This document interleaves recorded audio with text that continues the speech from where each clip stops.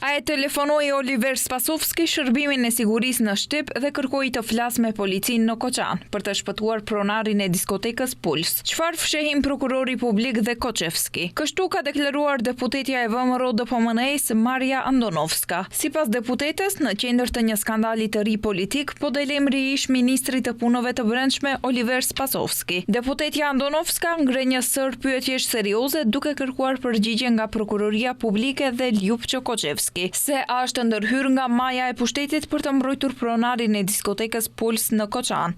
Javното обвинителство и Ljupço Koçevski. Prokuroria publike dhe Ljupço Koçevski duhet të tregojnë nëse kanë hetuar këtë rast dhe nëse e kanë thirrur Oliver Spasovskin për bisedë informative. Nëse është bërë verifikim në policinë në Shtyp dhe Koçan dhe nëse ka ekzistuar vërtet një ndërhyrje e tij.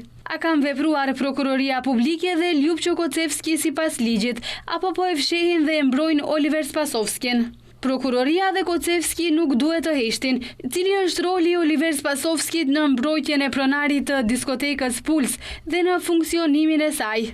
Ajo thot se sipas informacioneve që dolën në publik të zbuluara nga mediat, po dalin në pak të dhëna tronditëse për përfshirjen e niveleve më të larta të pushtetit të LSDM-s në rastin e funksionimit të paligjshëm të diskotekës Puls. Konkretisht, mediat kanë publikuar një bisedë telefonike midis djalit të pronarit të Puls, Dejan Jovanov, i njohur si Deko Mihail, dhe një vajze të quajtur Bojana. Mihail telefonon Bojanën dhe njofton se Oliver Spasovski, ministri i punëve të brendshme, është telefonuar në SVR Shtyp për të ndërhyrë në favor të diskotekës. Me fjalët, Oliver Spasovski është telefonuar në Shtyp, në polici për ne. Në qendër të dyshimeve është një gjop prej 40.000 euro që duhej të paguhej nga drejtoria e të ardhurave publike, për të cilën pretendohet se është ndërhyrë që të shmanget. Sipas deputetes, nga kjo bisedë del përfundimi logjik se pushteti i LSDM-s e ka mbrojtur me kujdes pronarin e Puls dhe në këtë kanë qenë të përfshirë edhe ministra. Tani pritet që prokuroria publike të sqarojë nëse ky rast është hetuar, nëse është thirrur Spasovski për bisedë informative dhe nëse ekziston vërtet një urdhër politik për të mbrojtur bizneset e lidhura me pushtetin.